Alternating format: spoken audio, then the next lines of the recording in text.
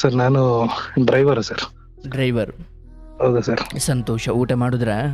ಆಯ್ತು sir, just ಆಯ್ತು sir. ನಿಮ್ದು ಸರ್? ನಮ್ಮದು ಆಯಿತು ಸರ್. ಕಾರ್ಯಕ್ರಮ ಯಾವಾಗಲಿಂದ ನೋಡ್ತಿದ್ದೀರಿ? ಸುಮಾರು ಒಂದು 2-3 ವರ್ಷದಿಂದ ನೋಡ್ತಾ ಇದ್ದೀನಿ. 2-3 ವರ್ಷ. ಹೌದು ಸರ್. ಡ್ರೈವಿಂಗ್ ಕೆಲಸ ಯಾವಾಗಿಂದ ಮಾಡೋದು ನೀವು? ನಂದು ಒಂದು 10 ವರ್ಷ ಆಯ್ತು ಸರ್. 10 ವರ್ಷ ಆಯಿತು. ಹೌದು ಸರ್. ಸಂತೋಷ. ಅಂದರೆ ಮೂಲತಃ ಬೆಂಗಳೂರವರ ಅಥವಾ ಬೇರೆ ಕಡೆಯವರ? ಇಲ್ಲ, ಬೇರೆ ಕಡೆ ಸರ್. ಬೇರೆ ಕಡೆಯವರು. ಹೌದು. ಆಯಿತು. ಏನಾದರೂ ಹಂಚಿಕೊಳ್ಳೋದಿದೆಯಾ? ಹಂಚ್ಕೊಳ್ಳೋದೇನು ಇಲ್ಲ ಸರ್. ಸ್ವಲ್ಪ ಏನು ಅಂದ್ರೆ ಈ ಒಂದೆರಡು ಇದನ್ನ ಪ್ರಶ್ನೆನೇ ಕೇಳಬೇಕಾಗಿತ್ತು ಸರ್. ಏನು ಪ್ರಶ್ನೆ? ಏನು ಅಂದ್ರೆ ಸರ್, ಈ ಒಂದು ಇದನ್ನ ನಿಮ್ದು ಎಲ್ಲ ಕೇಳಿದಾಗ, ನಿಮ್ಮ ಪೂರ್ತಿ ಎಲ್ಲ ಕೇಳಿದಾಗ ಮದುವೆ ಆಗ್ಬೇಕು ಬೇಡವೋ ಅನ್ನೋದೇ ಒಂದೊಂದು ಸರಿ ನನ್ಗೆ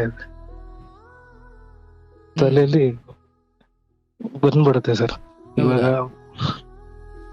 ಗೊಂದಲ ಆಗೋಗ್ಬಿಡುತ್ತೆ ಅದು. ಗೊಂದಲ? ಹೌದು ಸರ್. ಇವಾಗ ಒಂದೊಂದ್ ನೋಡಿದ್ರೆ ಹಿಂಗಂದ್ರೆ ಈ ಹುಡುಗ ಹುಡುಗಿದು ಮದ್ವೆ ಆದ್ಮೇಲೆ ಏನ್ ನಡೆಯುತ್ತೆ, ಇದನ್ನೆಲ್ಲ ನೋಡಿದಾಗ ಮದ್ವೆ ಆಗೋದು ಬಿಡೋದು ಅನ್ನೋದೇ ಗೊಂದಲ ಇದೆ ಸರ್. ಇದೆಲ್ಲ ನೋಡ್ತಾ ಇದ್ರೆ ಮದುವೆ ಆಗೋದು ಬೇಡ ಅಂತಲ್ಲ? ಹೌದು ಸರ್. ಓ, ನಿಮ್ಗೆ ಹಂಗನ್ಸಿದ್ಯಾ? ಹೌದು, ನನ್ಗೆ ಅದೇ ಗೊಂದಲ ಆಗೋಗ್ಬಿಟ್ಟಿದೆ ಸರ್. ಭರವಸೆ ಇರ್ಬೇಕಲ್ವೇ? ಇರ್ಬೇಕು. ಅಲ್ಲ ನೋಡಿ, ಸಾಮಾನ್ಯವಾಗಿ ಆಗ ಅನಿಸುತ್ತೆ. ಈಗ ಇದೊಂದು ವಿಚಾರ ಅಂತಲ್ಲ, ಯಾಕೋ ಸಮಾಜದಲ್ಲಿ ಒಂದಷ್ಟು ಅವಘಡಗಳು ಬೇರೆ ಬೇರೆ ಕ್ಷೇತ್ರದಲ್ಲಿ ಬೇರೆ ಬೇರೆ ರೀತಿಯಲ್ಲಿ ನಡೀತಾ ಇದ್ದಾವೆ ಎಂದಾಗ, ಈಗ ಪಕ್ಕದ ಮನೆಯಲ್ಲಿ ಏನೋ ಕಾರಣಕ್ಕೆ ಏನೋ ವಿದ್ಯುತ್ ಅವಘಡ ಆಗಿ ಮನೆಯೆಲ್ಲ ಸುಟ್ಟು ಹೋಗ್ಬಿಡ್ತು ಅಂತ ನಮ್ಮ ಕಿವಿಗೆ ಬಿದ್ದಾಗ, ಕಣ್ಣಾರೆ ಕಂಡಾಗ, ನಾವು ಮನೆಗೆ ಕರೆಂಟ್ ಎಳಿಸ್ಕೊಳ್ದಂಗಿರಬಾರ್ದು, ಜಾಗ್ರತೆ ವಹಿಸ್ಬೋದಷ್ಟೇ ಅಲ್ವಾ? ಈಗ ಅವ್ರ ಮನೇಲಿ ಕರೆಂಟ್ ಏನೋ ಪ್ರಾಬ್ಲಮ್ ಆಯಿತು, ಮನೆಯೆಲ್ಲ ಸುಟ್ಟೋಯ್ತು ಅಂತ ನಾವು ಕತ್ಲಲ್ಲಿ ಬದುಕೋಕ್ಕಾಗುತ್ತಾ? ಯಾವುದು ಬೇಡಪ್ಪ, ನಿಮ್ಮದೇ ಹೇಳೋಣ. ಅಯ್ಯೋ, ದಿವಸಕ್ಕೆ ಇದೆಷ್ಟು ಆಕ್ಸಿಡೆಂಟ್ಗಳು ನಡೀತವೆ, ರಸ್ತೆಯಲ್ಲಿ ಅಪಘಾತಗಳು ಎಷ್ಟಾಗ್ತವೆ, ಸಾವುಗಳು ಎಷ್ಟಾಗ್ತವೆ, ಎಷ್ಟು ಜನ ಡ್ರೈವರ್ಗಳು ಸಾಯ್ತಾರೆ, ಪ್ಯಾಸೆಂಜರ್ಗಳು ಸಾಯ್ತಾರೆ. ಅಂದರೆ ಅಯ್ಯೋ ಇದೇನಪ್ಪ ಇಷ್ಟೊಂದು ಆಕ್ಸಿಡೆಂಟ್ಗಳು ಆಯ್ತವೆ, ಇಷ್ಟೊಂದು ಜನ ಸಾಯ್ತಾರೆ ಅಂತ ನಾವು ಕಾರ್ ಓಡಿಸೋದು ಬಿಟ್ಟಿಲ್ಲ, ವಾಹನ ಚಲಾಯಿಸೋದು ಬಿಟ್ಟಿಲ್ಲ. ಅಯ್ಯೋ ಕಾರ್ ಹೋದ್ರೆ ಇನ್ನೊಂದು ತಗೊಳ್ಬೋದು, ಅರೆ ಬಿಡಿ, ಇವಳು ಹೋದ್ರು ಇನ್ನೊಬ್ಳು ಮದುವೆ ಆಗ್ಬೋದಲ್ವಾ? ನೋಡಿ, ಮೊದಲು ಅರ್ಥ ಮಾಡ್ಕೊಳ್ಳಿ, ಅದು ಮದುವೆ, ಡ್ರೈವಿಂಗು ಯಾವುದೇ ಆಗಿರ್ಬೋದು, ಒಂದು ನಂಬಿಕೆಯಲ್ಲಿ ಶುರು ಮಾಡ್ತೀವಿ. ಮನೆಯಿಂದ ಬೆಳಗ್ಗೆ ಕಾರ್ ತಗೊಂಡು ಹೊರಡಬೇಕಾದ್ರೆ ನಾನು ಮತ್ತೆ ವಾಪಸ್ ಬರ್ತೀನಿ, ಮನೆ ಹತ್ರ ಕಾರ್ ಪಾರ್ಕ್ ಮಾಡ್ತೀನಿ, ಮನೆಯಲ್ಲಿ ಎಲ್ಲರ ಜೊತೆ ಕೂತು ಊಟ ಮಾಡ್ತೀನಿ ಅನ್ನೋ ನಂಬಿಕೆಯಲ್ಲೇ ನಾವು ಕಾರ್ ತಗೊಂಡು ಹೊರಗಡೆ ಹೊರಡ್ತೀವಲ್ವಾ? ಹೌದು ಸರ್. ಇದರಲ್ಲಿರೋ ನಂಬಿಕೆ ನಮಗೆ ಬೇರೆ ಇದರಲ್ಲಿ ಯಾಕಿರಲ್ಲ? ಯಾಕಂದರೆ ಹೆಣ್ಣು ಅನ್ನೋ ವಿಚಾರವೇ ಹಾಗೆ ಬಂದ್ಬಿಟ್ಟಿದೆ. ನಾನು ಹೇಳೋದು, ನೀವು ಆಗ್ತಿರೋ ಬಿಡ್ತಿರೋದು ಸೆಕೆಂಡ್ರಿ. ಬದುಕಲ್ಲಿ ಓಕೆ, ಆಸ್ಪತ್ರೆಯಲ್ಲಿ ಅಡ್ಮಿಟ್ ಆದವನು ಸತ್ತೇ ಹೋದ, ಅಯ್ಯೋ ಅಡ್ಮಿಟ್ ಆದರೆ ಯಾಕೆ ಬೇಕು ಅಂತ ನಾವು ಮನೇಲಿ ಉಳ್ಕೊಳ್ಳಲ್ಲ, ಸರಿ ಹೋಗ್ಬೋದು ಅನ್ನೋ ನಂಬಿಕೆಯಲ್ಲಿ ಆಸ್ಪತ್ರೆಗೆ ಬರ್ತಾರೆ. ಸಾವಾಗೋದು ಯಾರು ಬಲ್ಲರು ಅಲ್ವೇ? ಹಂಗೆ ಇಲ್ಲಪ್ಪ, ಎಲ್ಲ ಹೆಣ್ಮಕ್ಳು ಹಾಗಿಲ್ಲ, ಹೇಗೆ ಅಲ್ಲಲ್ಲಿ ಒಂದೊಂದು ಆಕ್ಸಿಡೆಂಟ್ ಆಗ್ತಾವೋ ಉಳಿದವರೆಲ್ಲರೂ ಚೆನ್ನಾಗೇ ಇದ್ದಾರೋ ಹಾಗೆ ಅಲ್ಲಲ್ಲಿ ಸಂಬಂಧಗಳು ಹಾಳಾಗಿದ್ದಾವೆ. ಸರಿ, ಈ ಕಾರ್ಯಕ್ರಮದ ಮೂಲಕ ಅಥವಾ ಪತ್ರಿಕೆಗಳ ಮೂಲಕ ಅಥವಾ ಸಿನಿಮಾ ಅಥವಾ ಟಿ ವಿಗಳ ಮೂಲಕ ಅಬ್ಬಬ್ಬ ಅಂದರೆ ನೀವು ಎಷ್ಟು ಕತೆ ಕೇಳಿರ್ಬೋದು, 100, 200, 300, 1000. ಆದರೆ ಈ ಜಗತ್ತಲ್ಲಿ 1000 ಹೆಣ್ಮಕ್ಳು ಅಷ್ಟೇ ಇರೋದಾ? ನೀವು ಹಾಗೂ ನೋಡಿದ್ರೆ, ನೀವು ಆತ್ಮಸಾಕ್ಷಿಯಿಂದ ಹೇಳಿ, ನೀವೊಂದು 2000 ಕಥೆಯನ್ನು ಕೇಳಿರಲ್ಲ. ಅಂದ್ರೆ ಒಂದು 10-15, ಒಂದು 20-30 ಕೇಳಿ ನೀವೊಂದು ನಿರ್ಧಾರಕ್ಕೆ ಬಂದ್ಬಿಟ್ಟಿರ್ತೀರ, ಹೌದಲ್ಲ? ಅಂದ್ರೆ ಈ ಜಗತ್ತಲ್ಲಿ ಎಷ್ಟು ಕೋಟಿ ಜನ ಇದ್ದಾರೆ ಹೆಣ್ಮಕ್ಳು, ಅಥವಾ ಎಷ್ಟು ಜನಸಂಖ್ಯೆ ಇದೆ, ಎಲ್ಲರೂ ಹಾಗಲ್ಲ. ನಮಗೇನು ಅನ್ಸ್ಬಿಡುತ್ತೆ, ನಮಗೆ ಈ ಸಮಾಜದಲ್ಲಿ ಒಳ್ಳೆ ವಿಚಾರಗಳು ತುಂಬ ನಡೀತಾ ಇದ್ದಾವೆ, ಬಟ್ ದುರಾದೃಷ್ಟ ಯಾಕೆ ಈ ಅಭಿಪ್ರಾಯಕ್ಕೆ ಬರ್ತಾ ಇದ್ದೀವಿ ನಾವು ಅಂದರೆ, ಈಗ ನೀವು ಈ ಕಾರ್ಯಕ್ರಮದ ಮೂಲಕನೋ ಇನ್ನೆಲ್ಲೋ ಮೂಲಕನೋ ಕೆಟ್ಟಿರೋದನ್ನೇ ಕೇಳ್ತಾ ಇದ್ದೀರಾ, ಸರಿಗಿರೋದು ಕೇಳಿಲ್ಲ ನೀವು. ಈಗ ನಾನು ಇಲ್ಲಿ ಕಾರ್ಯಕ್ರಮದಲ್ಲಿ ಸರಿಗಿರೋದನ್ನು ಮಾತಾಡಿಸಿದ್ದೀನಿ, ಕೆಟ್ಟಿರೋದನ್ನು ಮಾತಾಡಿಸಿದ್ದೀನಿ. ನಮ್ಮ ಕಾರ್ಯಕ್ರಮ ಬಿಟ್ಟುಬಿಡಿ. ದುರಂತ ಅಂದರೆ ಒಂದು ನ್ಯೂಸ್ ಚಾನಲ್ ಅವರು, ಸರ್ ನಮ್ಗೆ ಒಳ್ಳೇದಾಯಿತು ಸರ್, ಇವ್ರ ಕಡೆಯಿಂದ ಒಂದು ಒಳ್ಳೇದಾಯಿತು ಅಂದರೆ ನ್ಯೂಸ್ ಚಾನಲ್ನವ್ರು ಬರಲ್ಲ, ಸರ್ ಇವರಿಂದ ನಮ್ಮ ಬದುಕು ಹಾಳಾಯಿತು, ನನ್ನ ಹೆಂಡ್ತಿನೂ ನಾನು ಎಲ್ಲ ಚೆನ್ನಾಗಿದ್ದೀವಿ ಸರ್ ಅಂದರೆ ಅವರು ಕವರ್ ಮಾಡಲ್ಲ. ಸರ್ ನನ್ನ ಹೆಂಡ್ತಿಗೆ ನಾನು ಹೊಡಿತಾ ಇದ್ದೀನಿ, ನನ್ನ ಹೆಂಡ್ತಿ ನನ್ನನ್ನು ಬಿಟ್ಟು ಹೋದ್ಲಿ, ಇಂಥದ್ದೇನೋ ನೀವು ಓಡ್ ಬರ್ತಾರೆ. ಅಂದರೆ ನಿಮಗೆ ಪೇಪರ್ ಓಪನ್ ಮಾಡಿದ್ರೆ, ಟಿ ವಿ ಆನ್ ಮಾಡಿದ್ರೆ ಬರೀ ಇವೇ ಕೇಳ್ತಿರೋದ್ರಿಂದ ನಿಮಗೆ ಹಾಗೆ ಅನಿಸ್ಬಿಟ್ಟಿದೆ, ಈ ಸಮಾಜವೇ ಹೇಗಿದೆ ಅಂತ. ನಾನು ಹೇಳ್ತಾ ಇರೋದು, ಏನೇ ಪರಿಸ್ಥಿತಿ ಬರಲಿ ಈ ಲೋಕದಲ್ಲಿ ಒಳ್ಳೆಯದು ಅಂತ ಇದ್ದೇ ಇದೆ. ನಾವು ಅಯ್ಯೋ ಎಲ್ಲ ಹೆಣ್ಮಕ್ಳು ಹೀಗೆ ಎಂದೋ ನಿರ್ಧಾರಕ್ಕೆ ಬರೋದು ಬೇಡ. ನಾನು ಉದಾಹರಣೆ ಕೊಟ್ಟಂತೆ, ಹೇಗೆ ನೀವೊಬ್ಬರು ಡ್ರೈವರ್ ಆಗಿ, ಇಲ್ಲ ನಾನು ಈ ದಿನ ಸೇಫಾಗಿ ಡ್ರೈವ್ ಮಾಡ್ತೀನಿ, ನನ್ನ ಮನೆ ದೇವರು ನನ್ನನ್ನು ಕಾಪಾಡುತ್ತೆ, ಅಥವಾ ನಾನು ಅತ್ಯಂತ ಬುದ್ಧಿವಂತಿಕೆಯಿಂದ ಅತ್ಯಂತ ಏಕಾಗ್ರತೆಯಿಂದ ನನ್ನ ಕೆಲಸವನ್ನು ನಾನು ಮಾಡ್ತೀನಿ, ನಾನು ಎಲ್ಲೂ ಆಕ್ಸಿಡೆಂಟ್ ಮಾಡ್ಕೊಳ್ಳಲ್ಲ, ಅಥವಾ ಏನೂ ತೊಂದರೆ ಆಗಲ್ಲ, ನಾನು ಮತ್ತೆ ಮನೆಗೆ ವಾಪಸ್ ಬಂದೇ ಬರ್ತೀನಿ, ನಾನು ಸುಖಕರವಾದ ನನ್ನ ಡ್ರೈವಿಂಗ್ ಲೈಫ್ನ ನಾನು ಎಂಜಾಯ್ ಮಾಡ್ತೀನಿ, ನಾನು ಸೇಫಾಗಿರ್ತೀನಿ ಅನ್ನೋ ನಂಬಿಕೆಯಿಂದ ಹೇಗೆ ರೋಡಿಗಿಳಿತೀವೋ ಹಾಗೆ ಅದೇ ನಂಬಿಕೆಯಿಂದ ನಾವೊಂದು ಹೆಣ್ಣನ್ನು ಮದುವೆ ಆಗ್ಬೋದು, ಅಥವಾ ಆ ದಾಂಪತ್ಯಕ್ಕೆ ಕಾಲಿಡ್ಬೋದು. ಅಪನಂಬಿಕೆಯಲ್ಲಿ ಹೋದರೆ ಸರ್ ಅದಕ್ಕೆ ಮದ್ದಿಲ್ಲ ಸರ್. ಯಾಕಂದರೆ ಅಂತಿಮವಾಗಿ ಈ ಜಗತ್ತಲ್ಲಿ, ಅಥವಾ ನಿಮ್ಮ ಬದುಕನ್ನೇ ತಗೊಳ್ಳಿ, ಯಾವ್ದು ಕೈ ಹಾಕಿದ್ರು ಅದೆಲ್ಲ ಗೆದ್ದಿದ್ದೆ ಅಂತ ಏನಿಲ್ಲ, ಹೌದಲ್ಲ? ಹೌದು ಸರ್. ಒಂದರಲ್ಲಿ ಸೋತಿದ್ದೀವಿ, ಒಂದರಲ್ಲಿ ಗೆದ್ದಿದ್ದೀವಿ. ಆದರೆ ಎಲ್ಲವನ್ನು ಶುರು ಮಾಡೋ ಸಮಯದಲ್ಲಿ ಸೋಲಿಕ್ಕೆ ಅಂತಲೇ ಯಾರು ಶುರು ಮಾಡಲಿ, ಎಲ್ಲ ಗೆಲ್ಲೋದಿಕ್ಕೆ ಶುರು ಮಾಡ್ತಾರೆ. ಆದರೂ ಸೋತಿದ್ದೀವಲ್ಲ. ಬೇರೆಲ್ಲೆಲ್ಲ ಅದರಲ್ಲೂ ಓಕೆ, ಆದರೆ ಹೆಣ್ಣಿನ ವಿಚಾರದಲ್ಲಿ ಮಾತ್ರ ಮೊದಲೇ ಭಯ ಪಟ್ಟುಬಿಡ್ತೀವಿ. ಬೇಡ, ಹಾಗೇನೂ ಇಲ್ಲ. ಇವನ್ ನಾನು ಇಷ್ಟು 1000 ಕತೆಗಳು ಕೇಳಿದವನಾಗಿ ಹಂಗೆ ನೋಡಿದ್ರೆ ನಾನು ಮದುವೆನೇ ಆಗಂಗಿಲ್ಲಪ್ಪ. ಯಾಕಂದರೆ ನೀವು ಅಲ್ಲಿ ಕೇಳೋರು, ನಾನು ಇಲ್ಲಿ 1000 ಕೇಳೋನು. ನನ್ನ ನಂಬಿಕೆ ಏನಂದರೆ, ನಮ್ಮ ಪ್ರಾರಬ್ಧದಲ್ಲಿ ಅದೇನಿದೆಯೋ ಯಾರೂ ಬಲ್ಲವರಿಲ್ಲ. ಆದರೆ ನಾನೊಂದು ಪಾಸಿಟಿವ್ ಆಗಿ ಯೋಚನೆ ಮಾಡ್ಬೋದು. ಇಲ್ಲ, ಅವನು ಯಾರು ಬಿಸ್ನೆಸ್ಸಲ್ಲಿ ಸೋತ ಅಂತ ನಾನು ಬಿಸ್ನೆಸ್ ಮಾಡದೇ ಇರೋಕ್ಕಾಗಲ್ಲ, ಅವನು ಯಾರಿಗೂ ಅಜೀರ್ಣ ಆಯಿತು ಅಂತ ನಾನು ಊಟ ಮಾಡದೇ ಇರೋಕ್ಕಾಗಲ್ಲ, ಆತ ಯಾರೋ ಫೇಲ್ ಆದ ಅಂತ ನಾನು ಶಾಲೆಗೆ ಹೋಗದೆ ಇರಲಿಕ್ಕಾಗಲ್ಲ, ಅಥವಾ ಆತ ಏನೋ ಆಸ್ಪತ್ರೆಗೆ ಸೇರಿ ಅಡ್ಮಿಟ್ ಆಗಿ ಅಲ್ಲೇ ಯಾಕೋ ಡೆತ್ ಆಗೋದ ಅಂತ ನಾನು ಕಾಯಿಲೆ ಬಂದಾಗ ಆಸ್ಪತ್ರೆಗೆ ಸೇರದೇ ಇರೋಕ್ಕಾಗಲ್ಲ. ಇನ್ನೊಬ್ಬರು ಬದುಕಲ್ಲಿ ಹಿಂಗೇನೋ ನಡೀತಾ ಇದೆ ಅಂತ ನಾವು ಹೆಜ್ಜೆ ಇಡದೇ ಇದ್ರೆ ಹೇಗೆ ಸರ್ ಜೀವನ? ಭರವಸೆ ಇಡಿ. ಗೊತ್ತಿಲ್ಲ, ಈ ಈ ಈ ಜಗತ್ತಲ್ಲಿ ಮದುವೆನೋ ವಿಚಾರಗಳು ಬಂದಾಗ 100 ಜನ ಮದುವೆ ಆಗಿದ್ದಾರೆ ಅಂದರೆ ಸೋತಿರೋದು ಈ ಥರ ನಂಬಿಕೆ ದ್ರೋಹಗಳು 15 ಆಗಿರ್ಬೋದು ಸರ್. ಉಳಿದ 85 ಚೆನ್ನಾಗೇ ಇದ್ದಾವೆ, ನಮ್ಮ ಗಮನಕ್ಕಿಲ್ಲ ಅಷ್ಟೇ. ಸೊ ನನ್ನ ಸಲಹೆ ಏನಂದರೆ, ಆ ಮಟ್ಟಿಗೆ ಯೋಚಿಸಬೇಡಿ. ಒಳ್ಳೆ ನಂಬಿಕೆಯಿಂದ ಅಷ್ಟು ದುಡ್ಡು ಮಾಡಿ ದುಡೀರಿ, ಆರೋಗ್ಯ ಕಾಪಾಡ್ಕೊಳ್ಳಿ, ದೇಹ ಫಿಟ್ನೆಸ್ ಕಾಪಾಡ್ಕೊಳ್ಳಿ, ಸಿಗುತ್ತೆ. ಒಂದು ಹೆಣ್ಣಿನ ಮೇಲೆ ನಂಬಿಕೆ ಇಡಿ. ನಿಮ್ಮ ತಾಯಿನೂ ಒಂದು ಹೆಣ್ಣಾಗಿ, ನಿಮ್ಮ ತಂದೆ ನಿಮ್ಮ ತಾಯಿ ಮೇಲೆ ನಂಬಿಕೆ ಇಟ್ಟಾಗ ಒಂದು ಸುಂದರ ಜೀವನ ಆಗಿದೆ. ನೀವು ಇನ್ನೊಂದು ಹೆಣ್ಣಿನ ಮೇಲೆ ನಂಬಿಕೆ ಇಡಿ. ಹಂಗೂ ಏನೋ ಆಯಿತು ಅಂದರೆ ಏನು ಸರ್, ಜೀವನಕ್ಕಿಂತ ದೊಡ್ಡದಲ್ಲ. ಹಾಗಾಗಿ ಶುರುವಿನಲ್ಲೇ ಅಯ್ಯೋ ಈ ಡಾಕ್ಟರ್ದ ಹುಷಾರಾಗುತ್ತೋ ಇಲ್ವೋ ಅನ್ನೋ ಅಪನಂಬಿಕೆಯಲ್ಲಿ ಹೋದರೆ ಆತ ಅಮೃತ ಕೊಟ್ಟರು ನಿಮ್ಗೆ ಹೊರಕಾಗಲ್ಲ. ಹಂಗೆ ಇಲ್ಲ, ನಮ್ಮ ಮನೇಲಿ ನೋಡೋ ಹೆಣ್ಣು, ಅಥವಾ ನಾನು ನೋಡಿರೋ ಹೆಣ್ಣು, ಅಥವಾ ನನ್ನ ಬದುಕಿಗೆ ಬರೋ ಹೆಣ್ಣು ದೇವತೆನೇ ಆಗಿರ್ತಾಳೆ ಅನ್ನೋ ನಂಬಿಕೆಯಲ್ಲಿ ಹೋಗಿ. ಇಡೀ ಪ್ರಕೃತಿ ನಿಮಗೆ ಸಹಾಯ ಮಾಡುತ್ತೆ. ಯಾವಾಗ ನಾನು ಅವ್ರಿವ್ರ ಕತೆ ಕೇಳಿ ನನ್ನ ಹೆಂಡ್ತಿನೂ ನಾನು ಮನೆಯಿಂದ ಆಚೆ ಹೋದ್ಮೇಲೆ ಹಿಂಗೆ ಮಾಡ್ಬೋದೇನೋ, ಅಂಥದ್ದೇನೋ ಇದ್ದರೆ ಸರ್ ಯಾರೂ ಕಣ್ ತಪ್ಪಿಸೋಕ್ಕಾಗಲ್ಲ. ಒಂದಿನ ಕಣ್ಣಿಗೆ ಬೀಳಲೇಬೇಕು ಸರ್. ನೀವು ಸತ್ಯದಾರಿಯಲ್ಲಿದ್ದೀರಿ, ನೀವು ಹೆಂಡತಿಗೆ ನಿಯತ್ತಾಗಿದ್ದೀರಿ, ನೀವು ನಿಮ್ಮ ಜವಾಬ್ದಾರಿ ಕರ್ತವ್ಯಗಳನ್ನು ನಿಭಾಯಿಸ್ತಾ ಇದ್ದೀರಿ. ಅದನ್ನು ಮೀರಿಯೂ ನಿಮಗೆ ಹಿಂದ್ಗಡೆ ಬೆನ್ನಿಗೆ ಚೂರಿ ಹಾಕ್ತಾ ಇದ್ದಾಳೆ ಹೆಂಡತಿ, ಅಥವಾ ಯಾರೋ ನಿಮ್ಮ ಮಕ್ಕಳು ಹೆಂಡತಿನೋ ಯಾರೋ ನಿಮ್ಮವರೇ ನಿಮ್ಮನ್ನು ಹಳ್ಳ ತೋಡ್ತಿದ್ದಾರೆ ಅಂದರೆ ದೇವರು ಖಂಡಿತ ಅದನ್ನು ಪರಿಚಯ ಮಾಡಿಕೊಡ್ತಾನೆ. ನೀವು ಅವಾಗ ಆ್ಯಕ್ಷನ್ ತಗೊಳ್ಬೋದು. ಆದರೆ ಅದಕ್ಕಿಂತ ಮುಂಚೆನೇ ನಾವು ಹೀಗೆಲ್ಲ ಯೋಚನೆ ಮಾಡುವುದು ಬೇಡ. ಆಗಿರ್ಬೋದು, ಇವತ್ತಿಗಂತೂ ನಮ್ಮ ಗಮನಕ್ಕೆ ಬರ್ತಾ ಇದೆ, ಪಾಪ ಗಂಡನಿಗೆ ಹೆಂಡತಿ ಇನ್ಯಾವನಿಂದಲೂ ಹೋಗಿ ಅನ್ಯಾಯ ಮಾಡಿಬಿಡ್ತಾಳೆ, ಅಥವಾ ಗಂಡನೂ ಕೂಡ ಹೆಣ್ಣಿನಿಂದ ಹೋಗಿ ಹೆಂಡತಿಗೆ ಅನ್ಯಾಯ ಮಾಡ್ತಾರೆ. ಇದು ಬರೀ ಹೆಣ್ಣು ಮಕ್ಕಳು ಮಾಡ್ತವ್ರೆ ಅಂತೇನಿಲ್ಲ ಸರ್. ಗಂಡಸರು ಆ ಕಾಲದಿಂದಲೂ ಇದೆ. ಏನೋ ಹೆಣ್ಮಕ್ಳು ಈ ಕಾಲದಲ್ಲಿ ಶುರು ಮಾಡ್ಕೊಂಡಾರೆ. ಎಷ್ಟು ಹೆಣ್ಮಕ್ಳಿಗೆ ಆಗಿಂದ ಅನ್ಯಾಯ ಆಗಿಲ್ಲ, ಹಾಗಂತ ಹೆಣ್ಮಕ್ಳು ಶುರು ಮಾಡ್ಕೊಳ್ಳಿ ಯಾಕಂದ್ರೆ ಹಿಂದೆ ಗಂಡ್ಮಕ್ಳೆಲ್ಲ ಹಂಗೆ ಮಾಡಿದ್ದಾರೆ ಅಂತ ನಾನು ಹೇಳ್ತಾ ಇಲ್ಲ. ಇತ್ತೀಚೆಗೆ ಸ್ವಲ್ಪ ಕಾನೂನುಗಳೆಲ್ಲ ಹೆಣ್ಣಿನ ಪರ ಇರೋದ್ರಿಂದ ಒಂಚೂರು ಅವರಿಗೆ ಸಲಿಗೆ ಸಿಕ್ಕಂಗಾಗಿದೆ.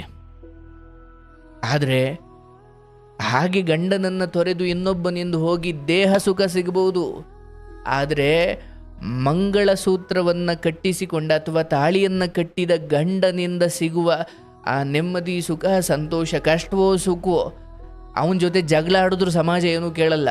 ಆದರೆ ಇನ್ನೊಬ್ಬನ ಜೊತೆ ಹೋಗಿ ಮಲಗಿ ನಾಳೆ ಅವನ ಕೈ ಕೊಟ್ಟು ನಾಳೆ ಅವನ್ನ ನನ್ನ ಜೊತೆ ಹಿಂಗೆ ಮಲಗಿದ್ದ ಅಂತ ಹೋಗಿ ಹೇಳಕ್ಕೆ ನ್ಯಾಯ ಕೇಳೋಕ್ಕಾಗುತ್ತಾ? ಆಗಲ್ಲ ಸರ್. ಅದಕ್ಕೆ ನಿನ್ನ ಗಂಡನ ಜೊತೆ ಕಿತ್ತಾಡು, ಹೊಡೆದಾಡು, ಕೂಗಾಡು. ಅಯ್ಯೋ ಗಂಡ ಹೆಂಡತಿ ಇದ್ದಿದ್ದೆ ಅಂದ್ಕೊಂಡು ಸುಮ್ಮನೆ ಆಯ್ತಾರೆ. ಗೊತ್ತಲ್ಲ ಡೈಲಾಗು, ಗಂಡ ಹೆಂಡತಿ ಇನ್ಮೇಲೆ ಇದ್ದಿದ್ದೆ ಅಂತ ಹೇಳ್ತಾರೆ. ಅದೇ ಇನ್ನೊಬ್ಬನ ಜೊತೆ ಆಡೋದ್ನ ನಡತೆ ಕೆಟ್ಟವಳು ಅಂತಾರೆ, ಹೌದಲ್ವಾ? ಹಾಗಾಗಿ ಹೆಣ್ಣಿಗೂ ನಾವು ಅದನ್ನು ಅರ್ಥ ಮಾಡಿಸ್ತಾ ಇದ್ದೀವಿ. ಇಲ್ಲವಾ, ಗಂಡನನ್ನು ನೀನು ಅನ್ಯಾಯ ಮಾಡಿ ಗಂಡನಿಗೆ ದ್ರೋಹ ಮಾಡಿ ನೀನು ಆ ಕಡೆ ಈ ಕಡೆ ಏನೇ ಹೋದರೂ ಕೂಡ ನಾಳೆ ದಿನ ಅವ್ನು ನಿನ್ನ ದೇಹವನ್ನು ಬಳಸ್ಕೊಂಡು ನಿನ್ನನ್ನು ಸುಖಪಟ್ಟು ಕಡೆಗೊಂದಿಷ್ಟು ಬೀದಿಗೆ ಬಿಡ್ತಾನೆ ಹೊರತು, ಗಂಡ ಒಂದು ವೇಳೆ ಬಿಟ್ಟರೆ ಹಿರಿಯರು ಹಿಡ್ಕೊಂಡು ಕೇಳ್ತಾರೆ, ಹೆಂಗ್ಲ ನೀನು ಬಿಟ್ಟೆ, ತಾಳಿ ಕಟ್ಟದವಳು ಹೆಂಗ್ಲ ಬಿಟ್ಟೆ ನೀನು ಅಂತ ಕೇಳ್ತಾರೆ. ಅದೇ ಇನ್ನೊಬ್ಬ ಯಾವನು ಹಿಂಗೆ ಬಿಟ್ಟು ಹೋಯ್ತಾನಲ್ಲ ನೀನು ನಂಬದವನು ಮಧ್ಯದಲ್ಲಿ, ಅವನನ್ನು ನೀನು ಹೋಗಿ ನನಗೆ ಅನ್ಯಾಯ ಮಾಡ್ದ ನ್ಯಾಯ ಕೊಡಿಸಿ ಅಂತ ಹಿರಿಯರನ್ನು ಕೇಳೋಕ್ಕಾಗುತ್ತೆ? ಅದೊಂದು ಅಕ್ರಮ, ಅದು ಕೇಳಲಿಕ್ಕಾಗಲ್ಲ. ಹಾಗಾಗಿ ಹೆಣ್ಣಿಗೆ ಗಂಡನ ಮಹತ್ವ, ಗಂಡನಿಗೆ ಹೆಂಡತಿಯ ಮಹತ್ವ. ಇವತ್ತು ನೋಡಿ ಸರ್, ನಿಮ್ಮ ತಂದೆ ತಾಯಿಗಳೆಲ್ಲ ಆ ನಂಬಿಕೆ ಇಟ್ಟು ಹಿರಿಯರ ಮಾತು ಕೇಳಾಗಿ ಇವತ್ತೆಲ್ಲ ಚೆನ್ನಾಗಿ ಬದುಕಿದ್ದಾರಲ್ವ? ನಿಮ್ಮ ಹಳ್ಳಿ ಕಡೆ ಅಥವಾ ಎಲ್ಲ ಕಡೆ ನೋಡಿ ಚೆನ್ನಾಗಿರೋರು ಇದ್ದೇ ಇದ್ದಾರೆ. ನಮ್ಮ ಕಣ್ಣಿಗೆ ಅಲ್ಲಲ್ಲಲ್ಲಿ ಇಂಥ ಕೇಸ್ಗಳು ಕಾಣೋದ್ರಿಂದ ಎಲ್ಲ ಹಿಂಗೆ ಅವರೇ ಬಿಡಪ್ಪ ಇವತ್ತಿನ ಹೆಣ್ಮಕ್ಳು ಅನ್ನಂಗೆ ಇಲ್ಲ ಸರ್. ಏನೋ ಒಂಚೂರು ಬಟ್ಟೆ ಹಾಕೊಳ್ಳೋ ಬಟ್ಟೆಗಳಲ್ಲಿ ಒಂಚೂರು ಮಾಡ್ರನ್ ಆಗಿರ್ಬೋದು ಇರ್ಬೋದು, ಬಟ್ ನಂಬಿಕೆ ಇಡಿ. ಯಾಕಂದರೆ ಅದರಿಂದಲೇ ಜೀವನ ಸರ್. ಇಲ್ಲಾಂದರೆ ನಿಮ್ಮ ಮನೆಯಲ್ಲಿ ನಿಮ್ಮ ಹೆಂಡ್ತಿನೋ ನಿಮ್ಮ ಅಮ್ಮನೋ ಯಾರೋ ಮಾಡಿಕೊಡ್ತಾರಲ್ಲ ಅಡುಗೆ, ಇದರಲ್ಲಿ ವಿಷ ಹಾಕಿರ್ಬೋದು ಅಂತ ಅನುಮಾನ ಬಂದರೆ ನೀವು ಯಾವ ಊಟನೂ ತಿನ್ನಂಗಿಲ್ಲ, ಸತ್ತೋಯ್ತೀರಾ ಅಲ್ವಾ? ಅದು ತಿನ್ನೋ ಊಟ ಆಗಿರ್ಬೋದು ಅಥವಾ ಒಬ್ಬರ ಪ್ರೀತಿ ಆಗಿರ್ಬೋದು, ನಂಬಿಕೆಯಿಂದ ತಗೊಳ್ಬೋದು. ಇವನ್ ಅವರ ಅದಕ್ಕೆ ಅಯೋಗ್ಯರು ಅಂತ ಒಂದಿವ್ಸ ಗೊತ್ತಾದ್ಮೇಲೆ ಬೇಕಾದ್ರೆ ಬಿಡೋಣ.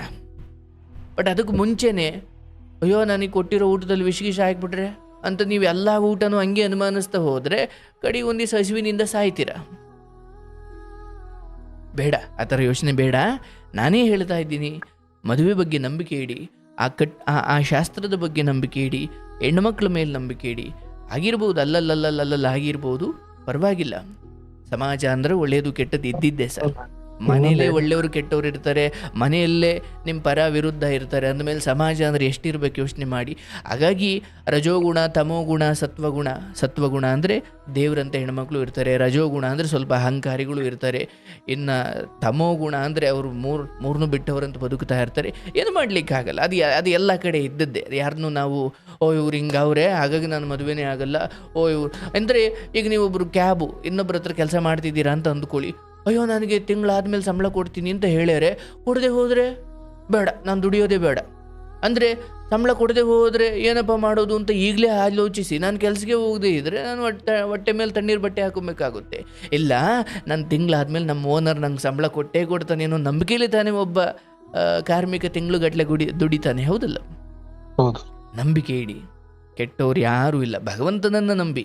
ಜನರು ಬರ್ತಾರೆ ಹೋಗ್ತಾರೆ, ಸಂತೋಷ ಸುಖ ದುಃಖ ಬರ್ತಾವೆ ಹೋಗ್ತವೆ, ಈ ಎಲ್ಲವೂ ಬರ್ತಾವೆ ಹೋಗ್ತವೆ. ಆದರೆ ಅಂತಿಮವಾಗಿ ನಿಮ್ಮ ಆತ್ಮ ಪರಮಾತ್ಮ. ಈ ದೇಹವು ಮಣ್ಣಿಗೆ ಹೋಗುತ್ತೆ, ಬೆಂಕಿಗೆ ಹೋಗುತ್ತೆ, ಆದರೆ ಕಡೆಗೆ ಉಳಿಯುವುದು ಯಾರು ನಿಮ್ಮೊಂದಿಗೆ ಎಷ್ಟು ದಿನ ಇರಬೇಕು ಅದು ವಿಧಿ ನಿಯಮ.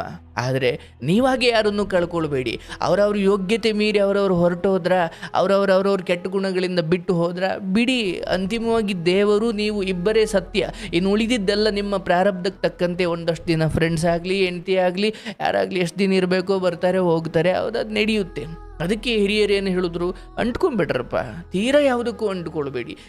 ಇರೋವರೆಗೂ ನಂಬಿಕೆಯಿಂದ ಚೆನ್ನಾಗಿ ನೋಡ್ಕೊಳ್ಳಿ, ಚೆನ್ನಾಗಿ ಪ್ರೀತಿಸಿ, ಚೆನ್ನಾಗಿ ಅವ್ರನ್ನ ಕಾಳಜಿ ಮಾಡಿ. ಯಾಕೋ ಅವ್ರ ದುರ್ಬುದ್ಧಿ ಅಕ್ರಮಗಳಿಂದ ಬಿಟ್ಟು ಹೋದರೆ ಆಯಿತು ಒಳ್ಳೇದಾಯಿತು ಅಂತ ಬಿಟ್ಟುಬಿಡಿ. ಈ ಹಂತಕ್ಕೆ ತಲುಪಲುವುದು ಸುಲಭ ಅಲ್ಲ, ಅದಕ್ಕೊಂದು ಆಧ್ಯಾತ್ಮಿಕ ಜ್ಞಾನ ಬೇಕು. ಹಾಗಾಗಿ ಹೆಣ್ಣು ಮಕ್ಕಳ ಮೇಲೆ ಅಪನಂಬಿಕೆ ಬೇಡ.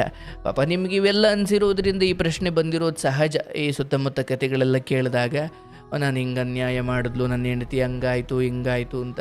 ನೋಡಿ, ನಾನು ಇಷ್ಟೆಲ್ಲ ಕತೆ ಕೇಳಿರೋನಾಗ ಒಂದು ಸತ್ಯ ಅರ್ಥ ಮಾಡ್ಕೊಂಡಿದ್ದೀನಿ. ಯಾವಾಗ ಒಂದು ಹೆಣ್ಣು ಸ್ವಭಾವತಃ ಅವಳು ಯಾಕೋ ಚಪಲ ಉಳ್ಳವಳು ಅಥವಾ ಬೇರೆ ಬೇರೆ ಗಂಡಸಿನ ಸಹವಾಸ ನಡೆಸುವ ಹೆಣ್ಣು ಮಗಳು ಕೆಲವರು ಮಾತ್ರ ಇರ್ತಾರೆ, ಎಲ್ಲ ಹಂಗೆ ಖಂಡಿತ ಇಲ್ಲ. ಆದರೆ ಬಹುತೇಕ ಹೆಣ್ಣುಮಕ್ಕಳು ಎಲ್ಲಿ ದಾರಿ ತಪ್ಪಿದ್ರು ಅಂದರೆ, ಯಾವಾಗ ಗಂಡ ಜವಾಬ್ದಾರನಲ್ಲ, ಗಂಡ ಪ್ರೀತಿ ಕೊಡ್ತಾ ಇಲ್ಲ, ಗಂಡ ಕಾಳಜಿ ಮಾಡ್ತಾ ಇಲ್ಲ, ಗಂಡನಿಂದ ಯಾವುದೇ ಪ್ರೀತಿ ಸುಖ ಸಂತೋಷ, ಗಂಡಿಗೆ ಹೆಣ್ಣಿನಿಂದ ಏನು ಬೇಕು ಅಂತ ಗಂಡ ಬಯಸ್ತಾನೋ, ಈ ಹೆಣ್ಣಿಗೂ ಆ ಆಸೆ ಇರುತ್ತೆ ಅಂತ ಅರ್ಥ ಮಾಡಿಕೊಳ್ಳದೆ ಹೆಂಗೆ ಬೇಕು ಹಂಗೆ ಬದುಕೋನು, ಜವಾಬ್ದಾರಿ ಇಲ್ಲದೆ ಬದುಕೋನು, ಯಾವುದೇ ಸುಖ ಸಂತೋಷ ನೆಮ್ಮದಿ ಕೊಡದೇ ಇರೋನು, ಆ ಹೆಣ್ಣಿಗೆ ಇನ್ನೊಂದು ಕಡೆ ಗಮನ ಹೋಗೋದು ಸಹಜ ಅಲ್ಲಪ್ಪ.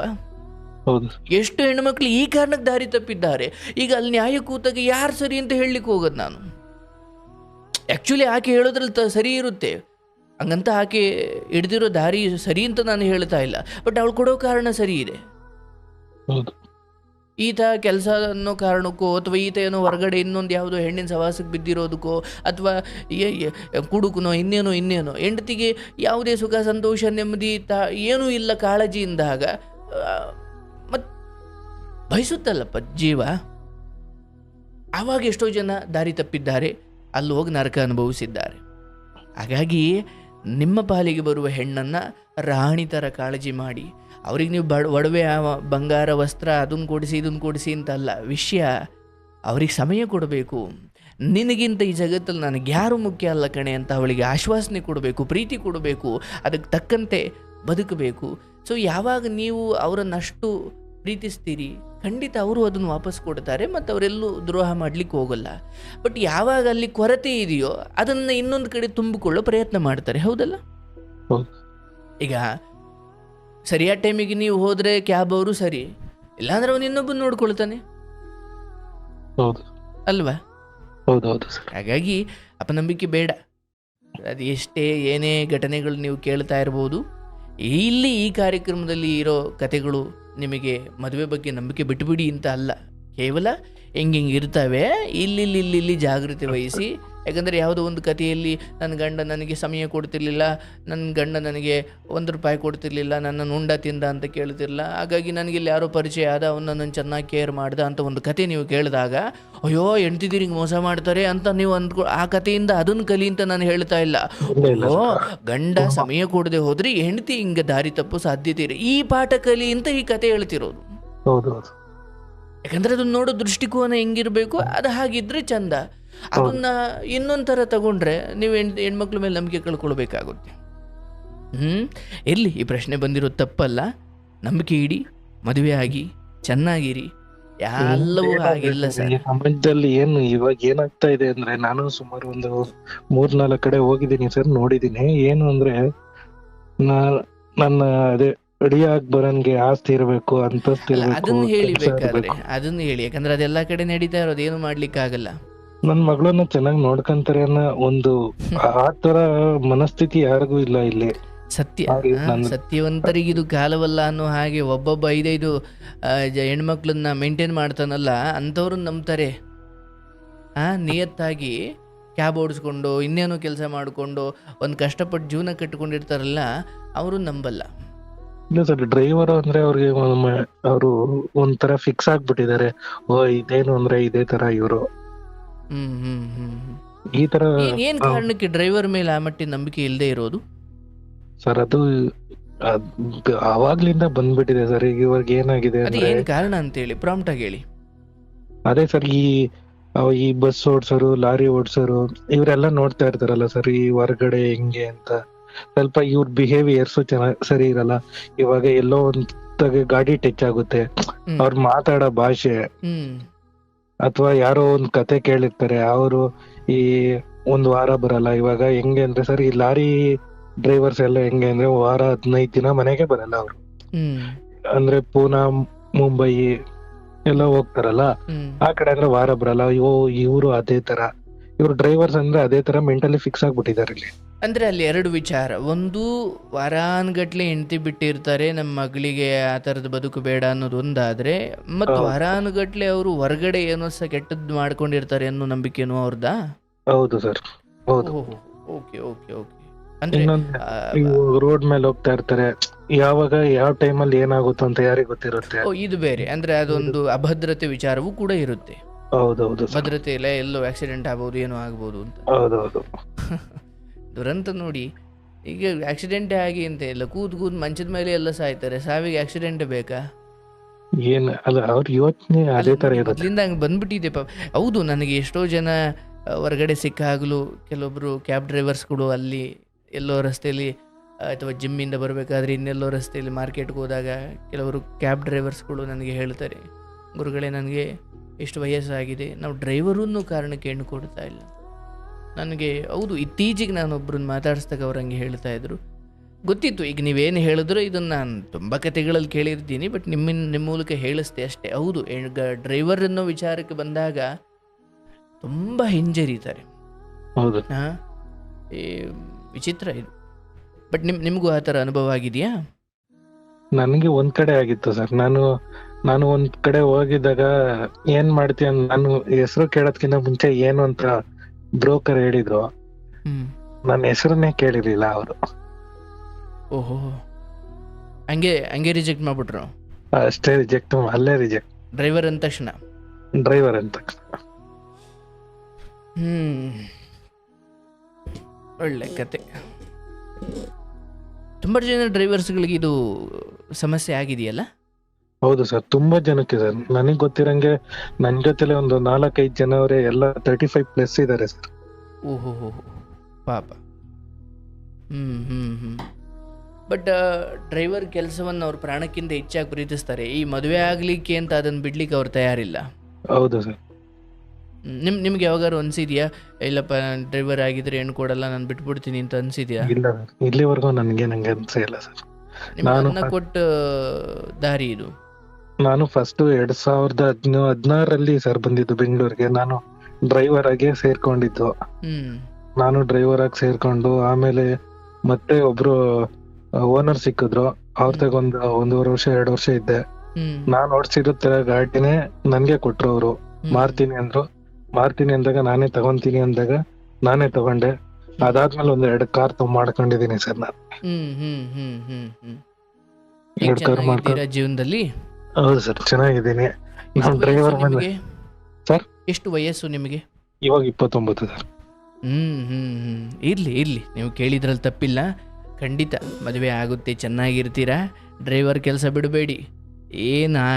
ಡ್ರೈವರ್ಗಳಿಗೇನು ಮದುವೆನೇ ಆಗಿಲ್ಲ ಅಂತಲ್ಲ, ಬಟ್ ಇವತ್ತಿಗೆ ಡ್ರೈವರ್ ಅಂತ ಅಷ್ಟೇ ಅಲ್ಲ ಸರ್, ಆಸ್ತಿ ಅಂತಸ್ತು, ಬೆಂಗಳೂರಲ್ಲಿ ಒಂದು ಮನೆ ಇರಬೇಕು, ಆಸ್ತಿ ಇರಬೇಕು, ಅದಿರಬೇಕು, ಸಂಬಳ ಅಷ್ಟಿರಬೇಕು, ಇಷ್ಟಿರಬೇಕು. ಕೇವಲ ಡ್ರೈವರ್ ಅನ್ನೋದು ಮಾತ್ರ ವಿಚಾರ ಅಲ್ಲ, ಎಲ್ಲ ಓಕೆ ಮಾಮೂಲಿ. ಇನ್ಯಾವುದೋ ಒಂದು ಒಳ್ಳೆ ಕೆಲಸ ಮಾಡ್ತಾವನಿ ಅಂದಾಗಲೂ ಕೂಡ ಸಂಬಳ ಗಿಂಬಳ ಅದು ಇದು ಎಲ್ಲ ನೋಡೋ ಕಾಲ ಬಂದಿದೆ ಇವತ್ತು. ಹುಡುಗರಂತೂ ಒಂದು ನಿರ್ಧಾರಕ್ಕೆ ಬಂದ್ಬಿಟ್ಟಿದ್ದಾರೆ ಇವತ್ತು. ಆಯಿತು, ಆದ್ರೆ ಆಗದೆ ಇದಿರಲಿ, ನಮ್ಮ ತಂದೆ ತಾಯಿ ನಾನು ಚೆನ್ನಾಗಿ ನೋಡ್ಕೊಳ್ತೀನಿ, ಚೆನ್ನಾಗಿ ದುಡಿಮೆ ಮಾಡ್ತೀನಿ. ಯಾವಾಗ ದುಡ್ಡು ಮಾತಾಡುತ್ತೆ ಸರ್, ಅಲ್ಲಿ ಜಾತಿ ಮಾತಾಡಲ್ಲ. ಹೌದು ಸರ್. ಯಾವಾಗ ಅಲ್ಲಿ ದುಡ್ಡಿರಲ್ಲ, ಆವಾಗ ನೀವು ಮಾಡೋ ಕೆಲಸ ಜಾತಿ ಎಲ್ಲ ಮುಖ್ಯ ಆಗ್ಬಿಡುತ್ತೆ. ಅದೇ ಏನೋ ಒಂದು ದೊಡ್ಡ 50-60 ಲಕ್ಷದ ಒಂದು ಕಾರು, ಮೈ ತುಂಬ ಚಿನ್ನ, ಏನೋ ಒಂದು ಗ್ಯಾಂಗ್ ತಗೊಂಡು ಹೊಂಡಿ ಹೇಳಿದ ಕೆಲಸಗಳೆಲ್ಲ ನಡೀತವೆ. ಅಂದರೆ ಆ ಹೊರಗಿನ ರೂಪ, ಸಂಬಳ, ಮೈ ತುಂಬ ಚಿನ್ನ ಅಥವಾ ಒಂಚೂರು ದುಡಿಮೆ ಚೆನ್ನಾಗಿರುವುದು, ಅವನು ಒಳಗಡೆ ಕೆಟ್ಟ ಕೆರ ಹಿಡ್ದೋಗಿರಲಿ, ಅಯ್ಯೋ ಅಂತ ಪಾದ ತೊಳೆದು ಹೆಣ್ಣು ಕೊಡ್ತಾರೆ. ಪಾಪ ಗುಣಕ್ಕೆ ಬೆಲೆ ಇಲ್ಲದ ಕಾಲ ಆಗಿದೆ ಇದು. ತೊಂದರೆ ಇಲ್ಲ, ಹಾಗಂತ ನೀವು ಗುಣ ಬಿಡಬೇಡಿ. ಯಾಕಂದರೆ ಏನೋ ಸುಳ್ಳು ಹೇಳಿ ಇನ್ನೇನೋ ವಾಮ ಮಾರ್ಗದ ಮೂಲಕ ಯಾರನ್ನೋ ಮೆಚ್ಚೋದಿಕ್ಕೆ ಒಂದಷ್ಟು ದಿನ ನಾವು ನಾಟಕ ಆಡಿ ಯಾರ್ದೋ ಹೆಣ್ಣನ್ನು ಪಡ್ಕೊಳ್ಬೋದು, ಬಟ್ ಜೀವನ ಪೂರ್ತಿ ನಾಟಕ ಆಡ್ಲಿಕ್ಕೆ ಆಗಲ್ಲ. ನಿಜವಾಗ್ಲೂ ನಾವೇನಿದೀವೋ ಅದನ್ನು ಒಪ್ಕೊಂಡು ಬಂದರೆ ಇರ್ತಾರೆ ಸರ್. ಹೌದು ಸರ್. ನಾವಿಲ್ಲದನ್ನು ಇದೆ ಅಂತ ತೋರಿಸಿ ಅವ್ರಿಗೆ ಕಣ್ಣಿಗೆ ಮಣ್ಣೇರಿಸಿ ನಾವೇನೇ ಪಡ್ಕೊಳ್ಬೋದು, ಆದರೆ ತುಂಬ ದಿನ ಇರುವುದಿಲ್ಲ. ಹಾಗಾಗಿ ನಮ್ಮ ಪಾಲಿಗೆ ಬರುವ ಹೆಣ್ಣಾಗಲಿ ಅಥವಾ ಸಂತೋಷ ನೆಮ್ಮದಿ ಆಗಲಿ, ಅದು ಮೈ ಮೇಲಿನ ಮಚ್ಚೆ ಥರ ಇರಬೇಕು, ಅದು ಮಸಿ ಥರ ಅಲ್ಲ. ಸ್ನಾನ ಮಾಡಿದ್ರೆ ಅಥವಾ ತೊಳ್ಕೊಂಡ್ರೆ ಮಸಿ ಹೊಂಟೋಗ್ಬಿಡುತ್ತೆ. ಮಚ್ಚೆ ಥರ ಇರಬೇಕು. ಹಾಗಿರಬೇಕು ನಮ್ಮ ಯಶಸ್ಸು ಅಥವಾ ನಾವು ಪಡ್ಕೊಳ್ಳೋ ವಿಚಾರಗಳು. ಹೋಗಲೇಬಾರ್ದು. ಹಂಗೆ ಹೋಗಬಾರ್ದು ಅಂದರೆ ಅದು ಸತ್ಯದ ದಾರಿಯಲ್ಲಿ, ಧರ್ಮದ ದಾರಿಯಲ್ಲಿ, ಒಳ್ಳೆ ದಾರಿಯಲ್ಲಿ ಆಗಿರಬೇಕು. ಆಯಿತು, ಏನೂ ಆಗಲ್ಲ, ಒಳ್ಳೆಯದಾಗುತ್ತೆ. ಪ್ರಯತ್ನ ಮುಂದುವರಿಸಿ. ಖಂಡಿತ ನಾನು ಈ ಮೂಲಕ ಹೇಳುವುದು, ಡ್ರೈವರ್ಸ್ಗಳು ಎಲ್ಲರೂ ಹಾಗೆ ಕೆಟ್ಟಿರುವುದು ಅಂತ ಏನೂ ಇಲ್ಲ. ಅದು ಡ್ರೈವರ್ಸ್ಗಳ ಕ್ಷೇತ್ರದಲ್ಲಿ ಮಾತ್ರ ಅಂತಲ್ಲ, ಎಂಥ ಇವ್ರು ಅದ್ಭುತನಪ್ಪ, ಡಾಕ್ಟ್ರು, ಇಂಜಿನಿಯರು, ಇವನು ಇನ್ನೇನು ಲಾಯರು, ಇನ್ನೇನು ಅದ್ಭುತ, ಕೋಟಿ ಲಕ್ಷಗಟ್ಟಲೆ ಸಂಬಳ ತಗೊಳ್ತಾನೆ. ಎಲ್ಲ ಕ್ಷೇತ್ರದಲ್ಲೂ ಅದರದೇ ಆದ ಹೊಲಸು ಬುದ್ಧಿ ಇದ್ದೇ ಇದೆ, ಹೌದಲ್ಲ? ಹೌದು. ಡ್ರೈವರ್ಸಲ್ಲಿ ಮಾತ್ರ ಇದೆಯಾ? ಇಲ್ಲ. ನೆಪ ಅಷ್ಟೇ ಸಹ ಅದೊಂದು. ಹಾಗಾಗಿ ಅವ್ರವ್ರ ಮನೆ ಹೆಣ್ಮಕ್ಳು ಅದು ಅವರವ್ರ ಇಷ್ಟ, ಅದು ಬೇರೆ. ಆದರೆ ಡ್ರೈವರ್ಸನ್ನು ಆ ಕ್ಷೇತ್ರಕ್ಕೊಂದು ಕಳಂಕ ತರೋದಿದೆಯಲ್ಲ ಒಂದು ಹೆಣ್ಣಿನ ವಿಚಾರಕ್ಕೆ, ಅದು ತಪ್ಪು. ಹೌದು. ಹೆಣ್ಣು ಕೊಡೋದು ಬಿಡೋದು ಅವ್ರಿಗೆ ಬಿಟ್ಟಿದ್ದು.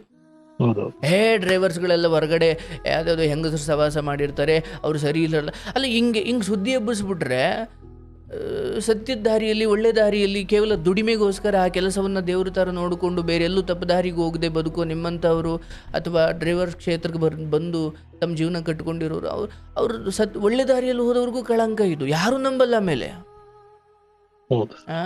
ಹಾಗಾಗಿ ಹೆಣ್ಣು ಕೊಡ್ತಾರೋ ಬಿಡ್ತಾರೋ, ಡ್ರೈವರ್ ವಿಚಾರಕ್ಕೆ ಆ ಥರ ಮಾತಾಡಬಾರ್ದು, ಅದು ಒಳ್ಳೆಯದಲ್ಲ. ಇರಲಿ, ಅವ್ರಂಗಂತಾರೆ ಅಂದ್ಕೊಂಡು ನಿಮ್ಮ ಅನ್ನ ಕೊಡೋ ಕೆಲಸವನ್ನು ನೀವು ಅಲ್ಲಗಳೆಯೋದು ಬೇಡ. ದೇವ್ರು ನಿಮಗೂ ಏನೋ ಒಂದು ಏಡು ಜೋಡು ಅಂತ ಇರುತ್ತೆ, ಒಂದು ಸಮಯ ಬರಲಿ, ನೀವು ಪ್ರಯತ್ನ ಮುಂದುವರಿಸಿ, ದುಡಿಮೆ ಚೆನ್ನಾಗಿ ಮಾಡಿ, ಆರೋಗ್ಯ ಕಾಪಾಡಿಕೊಳ್ಳಿ, ಚೆನ್ನಾಗಿ ದುಡ್ಡು ಮಾಡಿ, ಹಣ ಮಾಡಿ, ಅಹಂಕಾರಗಳು ಬೇಡ, ಕೆಟ್ಟ ಸಹವಾಸಗಳು ಬೇಡ. ದೇವರು ಸತ್ಯ ಧರ್ಮ ಅಂತ ಇದ್ದರೆ ಅದು ಹಾಗೇ ಆಗುತ್ತೆ. ಅದಿದೆ, ಒಳ್ಳೆಯದಿದೆ, ಒಳ್ಳೆಯದಕ್ಕೆ, ಒಳ್ಳೆತನಕ್ಕೆ ಖಂಡಿತ ಇಲ್ಲಿ ಬೆಲೆ ಇದೆ, ಒಳ್ಳೆಯದಾಗುತ್ತೆ. ಸ್ವಲ್ಪ ಮೊದಲು ಕೆಟ್ಟವರು, ಕೆಟ್ಟತನ, ಕೆಟ್ಟ ಬುದ್ಧಿಯವರು ಗೆದ್ದಂತೆ ಕಾಣಿಸ್ತಾರೆ. ಹಾಗಂತ ನಿಮ್ಮ ಒಳ್ಳೆತನವನ್ನು ನೀವು ಬದಲಾಯಿಸ್ಕೊಳ್ಬೇಡಿ. ನಿಮ್ಮ ನಿಯತ್ತು, ನಿಮ್ಮ ಪ್ರಾಮಾಣಿಕತೆ, ನಿಮ್ಮ ಪರಿಶ್ರಮ, ದುಡಿಮೆ ಎಲ್ಲವೂ ಕೂಡ ಯಥಾವತ್ತು ಮುಂದುವರಿಲಿ. ಹೆಣ್ಮಕ್ಳ ಮೇಲೆ ನಂಬಿಕೆ ಕಳ್ಕೊಳ್ಳೋದು ಬೇಡ, ಎಲ್ಲ ಒಳ್ಳೆಯದೇ ಇದೆ, ಸಿಗುತ್ತೆ.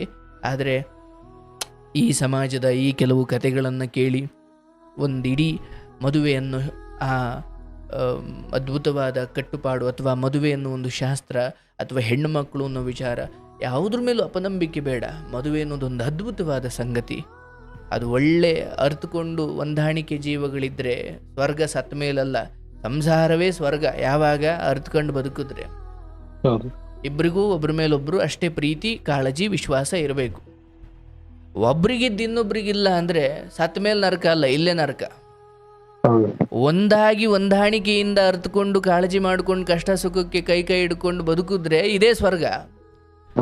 ಇಬ್ರು ಗಂಡನ ಕಣ್ತಪ್ಪಿಸಿ ಈಕೆ ಇನ್ನೊಬ್ಬನಿಂದ ಹೋಗೋದು, ಅಥವಾ ಈಕೆ ಕಣ್ತಪ್ಪಿಸಿ ಈತ ಇನ್ನೊಬ್ಬನಿಂದ ಹೋಗೋದು, ಅನುಮಾನಗಳು ಶುರುವಾಗೋದು, ಅಪನಂಬಿಕೆಗಳು, ಇದು ಬಂದ್ಬಿಟ್ರೆ ನರಕ ಎಲ್ಲೋ ಇಲ್ಲ, ಸತ್ತ ಮೇಲೆ ಇಲ್ಲ, ಇಲ್ಲೇ ಇದೆ.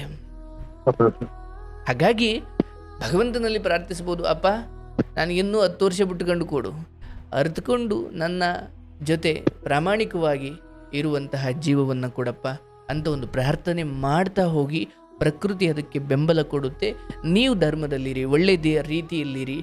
ಅದು ನಿಮ್ಮ ವೃತ್ತಿಗೆ, ಡ್ರೈವರ್ಸ್ ಅನ್ನೋ ವೃತ್ತಿಗೆ ಕೆಲವು ಕಳಂಕಗಳು ಅಂಟಿರ್ಬೋದು, ಅದನ್ನು ತೆಗೆದು ಹಾಕ್ತೀವಿ, ಅಥವಾ ಅದನ್ನು ನಾವು ಸುಳ್ಳು ಮಾಡ್ತೀವಿ ಅನ್ನೋ ಅರ್ಥದಲ್ಲಿ ನೀವು ಹಠ ಛಲದಿಂದ ಬದುಕಿ. ಒಳ್ಳೆಯದಾಗಲಿ. ಖಂಡಿತ ನಿಮಗೆ ಒಳ್ಳೆಯ ರೀತಿಯ ಸಂಸ್ಕಾರವಂತ ಮನೆತನದ ಹೆಣ್ಮಗಳೇ ಸಿಗಲಿ. ನಿಮ್ಮಿಂದ ಆ ಹೆಣ್ಮಗಳಿಗೆ ಒಳ್ಳೆಯದಾಗಲಿ, ಅವರಿಂದ ನಿಮಗೆ ಒಳ್ಳೆಯದಾಗಲಿ. ನನ್ನ ಹಾರೈಕೆ ಇದೆ. ಭಗವಂತನ ಅನುಗ್ರಹ ನಿಮಗಾಗಲಿ, ಶುಭವಾಗಬೇಕು ನಿಮಗೆ. ಒಳ್ಳೆಯದಾಗಲಿ. ಚೆನ್ನಾಗಿ ಮೂಡ್ ಬರ್ತಾ ಇದೆ ಸರ್. ನಾನು ಡೈಲಿ ಒಂದು 4 ಅವರು ನಿಮ್ ಏನ್ ಕೇಳದೆ ಮರ್ತು ಬಿಟ್ಟಿದ್ದೀನಿ ಸರ್. ಇತ್ತೀಚೆಗಂತೂ ಒಂದು 1.5-2 ತಿಂಗಳಿಂದ ಈಚೆಗೆ ಏನು ಕೇಳೋದೇ ಇಲ್ಲ ಸರ್. ಬೆಳಗ್ಗೆ 6:30 ಸ್ಟಾರ್ಟ್ ಮಾಡ್ತೀನಿ ಗಾಡಿನ. ಸ್ಟಾರ್ಟ್ ಮಾಡಿದ್ರೆ ಮಧ್ಯಾಹ್ನ 11-11:30 ಇರುತ್ತೆ. ಅಷ್ಟರಲ್ಲಿ ಒಂದು ಪೂರ್ತಿ ಒಂದು ದಿನದ್ದು ಪೂರ್ತಿ ಎಪಿಸೋಡೇ ಕೇಳ್ಬಿಟ್ಟಿದ್ದೀನಿ. ಇನ್ನೇನ್ ಡ್ರೈವಿಂಗ್ ಮಾಡ್ಬೇಕಾದ್ರೆ? ಹೌದು ಸರ್. ಇನ್ನೇನ್ ಮಾಮೂಲಿ ಟ್ರಾಫಿಕ್ ಅಲ್ಲಿ ಹೆಂಗು ಹೆಡ್ಸೆಟ್ ಹಾಕೊಂಡು ಕೇಳ್ತಾ ಇರೋದೆ ಸರ್. ಬಹಳ ಚೆನ್ನಾಗಿ ಮೂಡ್ ಬರ್ತಾ ಇದೆ ಸರ್. ಇನ್ನೊಂದು ಕಷ್ಟನೇ ಇರ್ಬೇಕು ಅಂತ ಏನಿಲ್ಲ ಸರ್ ಇದನ್ನ ಕೇಳೋದಕ್ಕೆ. ಕೇಳೋ ಮನ್ಸಿದ್ರೆ ಸಾಕು. ಅದ್ಭುತ ನಿಜ. ಬೇರೆ ಕಷ್ಟಗಳನ್ನ ಅರ್ತ್ಕಣ ಮನ್ಸಿದ್ರೆ ಸಾಕು. ಕಲಿಬೇಕು ಅನ್ನೋರಿಗೆ ಬಹಳ ಇದೆ ಸರ್ ಇಲ್ಲಿ. ಸತ್ಯ. ನೀವ್ ಹೇಳಿದ್ದು ಒಂದು ಒಳ್ಳೆ ಮಾತು ನೋಡಿ. ಕಷ್ಟವೇ ಇರಬೇಕು ಅಂತ ಏನಿಲ್ಲ. ಐ ಮೀನ್ ನಮ್ಮ ಮನೆಯಲ್ಲಿ ಒಂದು ಚಿಕ್ಕ ಬಲ್ಬನ್ನು ಉರಿಸೋದಿಕ್ಕೆ ನಮ್ಮ ಮನೇಲಿ ಏನೋ ಪ್ರೋಗ್ರಾಮೇ ಇರಬೇಕು ಅಂತ ಏನಿಲ್ಲ. ಒಂದು ಬೆಳಕಿಗೋಸ್ಕರ ನಾವು ಯಾವಾಗಲೂ ಅದನ್ನು ಉರಿಸ್ಬೋದಲ್ವೇ? ಹೌದು ಬಟ್ ಬದುಕಲ್ಲಿ ದುರಂತ ಏನಂದರೆ ಹಾಗೆ ಕೆಟ್ಟ ಮೇಲೆ ಬರೋರು ಜಾಸ್ತಿ. ಅದು ಇಲ್ಲಿಗೆ ಅಂತಲ್ಲ, ಈಗ ಆಸ್ಪತ್ರೆಗೆ ಹೋಗ್ತಾರೆ ಫೈನ್, ಬಟ್ ಅಲ್ಲಿಗೆ ಹೋಗದಂತೆ ಒಂದು ಮುಂಜಾಗ್ರತೆ ವಹಿಸಿ ಚೆನ್ನಾಗಿದ್ದ ಸಮಯದಲ್ಲೇ ಒಂಚೂರು ಕಷ್ಟದ ವಿಚಾರಗಳನ್ನು ನಾಳೆ ಹಿಂಗೆ ಆಗ್ಬೋದು. ಯಾಕಂದರೆ ನೀವಿನ್ನೂ ಬ್ಯಾಚುಲರ್ ಆಗಿರೋರು, ಬಹುಶಃ ಇಲ್ಲಿನ ಒಂದಷ್ಟು ಕಥೆಗಳು ನಿಮಗೆ ನಾಳೆ ಹೇಗಿರಬೇಕು ಅನ್ನೋದಕ್ಕೊಂದು ಮಾರ್ಗಸೂಚಿ ಕೊಡ್ತವೆ. ಹೌದು ಓಹೋಹೋ, ಗಂಡ ಹೀಗೆ ನಿರ್ಲಕ್ಷ್ಯ ಮಾಡಿದ್ದಕ್ಕೆ ಹೆಂಡತಿ ಹಿಂಗೆ ಮಾಡಿದ್ಲು, ಅಥವಾ ಹೆಂಡತಿಯ ಮನಸ್ಸಲ್ಲಿ ಈ ಕಾರಣಕ್ಕೆ ಚಂಚಲತೆ ಬರುತ್ತೆ, ಅದನ್ನೊಬ್ಬ ಗಂಡಸಾಗಿ ನಾನು ಹೇಗೆ ನಿಭಾಯಿಸಬೇಕು, ದುಡ್ಡಿಲ್ಲದೆ ಹೋದಾಗ ಹೆಂಡತಿ ಏನು ನಿರ್ಧಾರ ತಗೊಳ್ಳಬಲ್ಲಳು, ಅಥವಾ ಹೆಂಡತಿ ಮನೆ ಕಡೆಯವರು ಹೇಗೆ ಹೇಳ್ಕೊಡ್ತಾರೆ ಕೆಲವೊಮ್ಮೆ, ಅದನ್ನು ನಾನು ಹೇಗೆ ನಿಭಾಯಿಸಬೇಕು, ಎಲ್ಲವೂ ಇಲ್ಲಿದೆ. ಹೌದು ಸರ್. ಹಾಗಾಗಿ ನಾನು ಬೆಂಕಿ ಸುಟ್ಟ ಮೇಲೆ ಬುದ್ಧಿ ಕಲಿತೀನಿ ಅನ್ನೋದಕ್ಕಿಂತ ಯಾರಿಗೂ ಸುಟ್ಟಿರೋರ ಕತೆ ಕೇಳಕ್ಕೆ ಬುದ್ಧಿ ಕಲಿಬೋದಲ್ಲ. ಕಲಿಬೋದು ಸರ್. ಆ ಕಾರಣಕ್ಕೆ ಈ ಕಾರ್ಯಕ್ರಮ. ಥ್ಯಾಂಕ್ ಯು, ಭಾಳ ಒಳ್ಳೆ ಮಾತು ಹೇಳಿದ್ರಿ. ಈ ಕಾರ್ಯಕ್ರಮವನ್ನು ಅಷ್ಟು ಪ್ರೀತಿಸಿ ಗೌರವಿಸೋದಕ್ಕೆ ನಿಮಗೆ ನಾನು ಥ್ಯಾಂಕ್ಸ್ ಹೇಳ್ತೀನಿ. ಮಾತು ನನಗೆ ಇವತ್ತು ಚೆನ್ನಾಗಿ ನೆನಪಿದೆ ಸರ್. ಯಾವಾಗ ಕೇಳಿದ್ದು ಏನಂದ್ರೆ, ಪ್ರಾರ್ಥನೆಗಳನ್ನ ದೇವಸ್ಥಾನ ಕೇಳೋದ್ಕಿನ್ನ ಆಸ್ಪತ್ರೆಗಳ ಗೋಡೆಗಳೇ ಜಾಸ್ತಿ ಕೇಳಿದ್ದೇವೆ ಪ್ರಾರ್ಥನೆಗಳನ್ನ ಅನ್ನೋದು ನನಗೆ ಸತ್ಯ. ದೇವಸ್ಥಾನದ ಗೋಡೆಗಳಿಗಿಂತ ಆಸ್ಪತ್ರೆಯ ಗೋಡೆಗಳು ಕಣ್ಣೀರನ್ನ ಜಾಸ್ತಿ ನೋಡಿರ್ತವೆ. ಹಾಗಾಗಿ ವೈದ್ಯ ಆಸ್ಪತ್ರೆಯಲ್ಲಿ ನಾರಾಯಣ ಅಥವಾ ದೇವಸ್ಥಾನದಲ್ಲಿ ನಾರಾಯಣ ಇರ್ತಾನೋ ಇಲ್ವೋ, ಆಸ್ಪತ್ರೆಯಲ್ಲಿ ವೈದ್ಯೋ ನಾರಾಯಣ, ಅಲ್ಲಿ ನಾರಾಯಣ ಇದ್ದಾನೆ, ಅದಕ್ಕೆ ಜನ ಕಣ್ಣೀರು ಹಾಕ್ತಾರೆ, ಯಾಕಂದ್ರೆ ಅವನಿಗೆ ಗೊತ್ತಾಗಲಿ ಅಂತ. ಹಾಗಾಗಿ ಭಾಳ ಚೆನ್ನಾಗಿ ಹೇಳಿದ್ರಿ ನೀವು. ಈ ಸಮಯದಲ್ಲಿ ನಿಮಗಿರಬಹುದಾದ ಪ್ರಶ್ನೆಯನ್ನು ಏನು ಹೊರಗಡೆ ಹಾಕಿದ್ರಲ್ಲ, ಅದು ನಿಮ್ಮೊಬ್ಬರು ಪ್ರಶ್ನೆ ಅಲ್ಲ, ತುಂಬ ಜನರ ಪ್ರಶ್ನೆ. ಅದು ಹಾಕಬೇಕೋ ಬೇಡವೋ, ಏನು ಹಿಂಗೆ ನಡೀತಾ ಇದೆ, ಏನು ಕತೆ ಇದು. ಹಂಗೆ ಯಾವುದು ಈ ಜಗತ್ತಲ್ಲಿ ಅದು ಯಾವುದೇ ಸ್ಥಿತಿಗೆ ಹೋಗಲಿ ಸರ್, ಈಗ ಸೈನ್ಯಕ್ಕೆ ಸೇರಿದವರು ಎಷ್ಟೋ ಜನ ಪ್ರಾಣ ಕಳ್ಕೊಳ್ತಾರೆ ಅಂತ ಯಾರು ಸೈನ್ಯಕ್ಕೆ ಸೇರೋದನ್ನೇ ಬಿಟ್ಟಿಲ್ಲ. ನಂಬಿಕೆ, ಅದೊಂದು ದೇಶ ಸೇವೆ, ಅದೊಂದು ಹುತಾತ್ಮರಾಗಲಿಕ್ಕೆ ಸಿಗುವ ಅವಕಾಶ, ಅಂದರೆ ಅದನ್ನು ನೋಡೋ ದೃಷ್ಟಿಕೋನ ಬದಲಾಯಿಸ್ಕೊಂಡ್ರಷ್ಟೇ. ಹಾಗೆ ಜಗತ್ತಲ್ಲಿ ಯಾವುದಾದ್ರೂ ಅಷ್ಟೇ, ಏನೋ ಒಂಚೂರು ಗಾಡಿಗೆ ಒಂದಿಷ್ಟು ಪೆಟ್ಟಾಯಿತು, ಒಂಚೂರು ಚಿಕ್ಕದಾಗಿ ಏನೋ ಆಕ್ಸಿಡೆಂಟ್ ಆಯಿತು ಅಂತ ನಾನು ಮತ್ತೆ ಅದನ್ನ ಸರಿ ಮಾಡಿಸ್ಕೊಳ್ಳಿಲ್ವಾ, ಮತ್ತೆ ನಾನು ರೋಡಿಗೆ ಇಳಿಲಿಲ್ವಾ, ಮತ್ತೆ ನಾನು ವೃತ್ತಿ ಮಾಡಲಿಲ್ವಾ, ಮಾಡಿದೆ. ಒಂಚೂರು ಏನೋ ಹಿಂಗೆ ಆದ ತಕ್ಷಣ ನಾನು ಹೆದರ್ಕೊಂಡು ಮೂಲೆ ಸೇರಲಿಲ್ಲ. ಸರಿ ಮಾಡ್ಕೊಳ್ತಿರ್ಬೇಕು, ಮುಂದೆ ಹೋಗ್ತಾ ಇರ್ಬೇಕು ಸರ್. ಅದೇ ಜೀವನ, ಅದು ಯಾವುದೇ ಆಗಿರ್ಬೋದು. ದೇಹಕ್ಕೆ ತೊಂದರೆ ಆಗಲಿ, ಕಾರಿಗೆ ತೊಂದರೆ ಆಗಲಿ, ಕಾರ್ಗೆ ಗ್ಯಾರೇಜು, ದೇಹಕ್ಕೆ ಆಸ್ಪತ್ರೆ, ಸರಿ ಮಾಡ್ಕೊಳ್ಳೋದು, ಮುಂದೆ ಹೋಗ್ತಾ ಇರೋದು, ಅಷ್ಟೇ ತಾನೇ? ಹೌದು. ಇದು ಹಾಗೆ ನಂಬಿಕೆ ಇಡಿ, ಒಳ್ಳೆಯದಾಗಲಿ, ದೇವ್ರು ನಿಮ್ಮನ್ನು ಚೆನ್ನಾಗಿಡಲಿ, ಶುಭವಾಗಲಿ.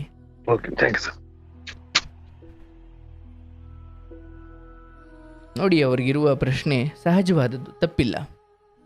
ಅಯ್ಯೋ, ಇವತ್ತು ಮದುವೆ ಆದ ಗಂಡ ಹೆಂಡತಿ ನೆಟ್ಟಗಿಲ್ಲ, ಡೈವರ್ಸ್ ಬೇಕು ಅಂತ ಹೆಂಡತಿ ಓಡಾಡ್ತಾಳೆ, ಹೆಂಡತಿ ಗಂಡ ಇದ್ದಾಗಲೇ ಬೇರೆ ಯಾವುದೋ ಸಂಬಂಧದಲ್ಲಿ ಬಿದ್ದಿದ್ದಾಳೆ, ಅಥವಾ ಗಂಡ ಇವರು ಎಸ್ಪೆಷಲಿ ಹೇಳ್ತಿರೋದು ಹೆಣ್ಮಕ್ಳು ವಿಚಾರ, ಹೆಣ್ಮಕ್ಳು ಏನು ಸರಿ ಪಟ್ಟಿ ಕೆಟ್ಟಿದ್ದಾರೆ ಅಥವಾ ಹಂಗೆ ಹಿಂಗೆ ಅಂತ.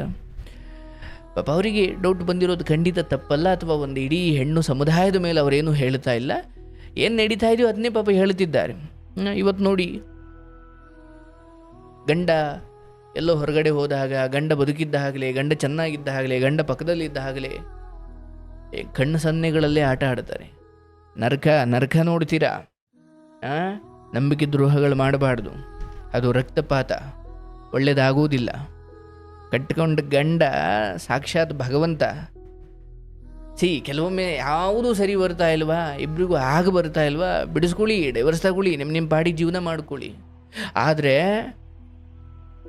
ಗಂಡನ ಜೊತೆ ಇದ್ದುಕೊಂಡೇ ಏನು ಮಾಡೋ ಇಂಥ ದುರ್ಬುದ್ಧಿಗಳಿದ್ದಾವಲ್ಲ, ಅವು ನರಕ. ಡೈವರ್ಸ್ ತಗೊಳ್ಳೋದು ನನ್ನ ಪ್ರಕಾರ ತಪ್ಪೇ ಇಲ್ಲ. ನಿಮ್ಗೆ ಯಾಕೋ ಒಬ್ರಿಗೊಬ್ರಿಗೆ ಆಗ ಬರ್ತಾ ಇಲ್ಲ ಅಂದರೆ ಓಕೆ ಸರ್, ರೆಸ್ಪೆಕ್ಟಿವ್ ವೇ, ಅದೊಂದು ಗೌರವಾನ್ವಿತವಾದ ದಾರಿ ತಗೊಳ್ಳಿ. ಆದರೆ ಜೊತೆಗಿದ್ದುಕೊಂಡು ಈ ಕಡೆ ಪತಿವ್ರತೆ ಅಂತ ಅನ್ಸ್ಕೊಳ್ಳೋದು ಒಂದು ಕಡೆ, ಈ ಕಡೆ ಮಾಡಬಾರ್ದು ಕೆಲಸ ಮಾಡೋದು ಒಂದು ಕಡೆ. ಇದೇನು ಹೆಣ್ಮಕ್ಳದ್ದು ಮಾತ್ರ ಅಲ್ಲ, ಗಂಡು ಮಕ್ಳಿಗೂ ಸೇರಿಸಿ. ಏನು ಮಾಡಲಿಕ್ಕೆ ಆಗಲ್ಲ. ಹೋಗ್ತಾ ಹೋಗ್ತಾ ಬರ್ತಾ ಒಳ್ಳೆ ಕಾಲ ಬರೋವರೆಗೂ ಇದ್ದಿದ್ದೆ. ಬರುತ್ತೆ, ಒಳ್ಳೆ ಕಾಲಗಳು ಬರ್ತವೆ. ಒಳ್ಳೆಯದಾಗಲಿ, ಶುಭವಾಗಲಿ.